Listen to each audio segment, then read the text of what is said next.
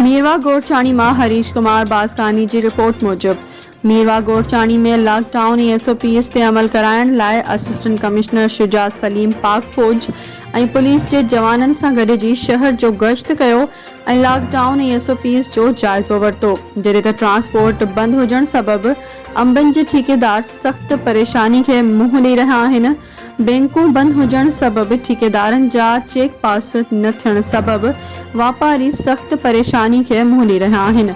अंबनि जे बाग़नि मां पिटाई जो अमल रुकजण करे ठेकेदारनि खे वॾो नुक़सान पवण जो अंदेशो आहे, जंहिं सबबि अंबनि जा ठेकेदार सख़्त परेशानी खे मुंहुं ॾेई रहिया आहिनि।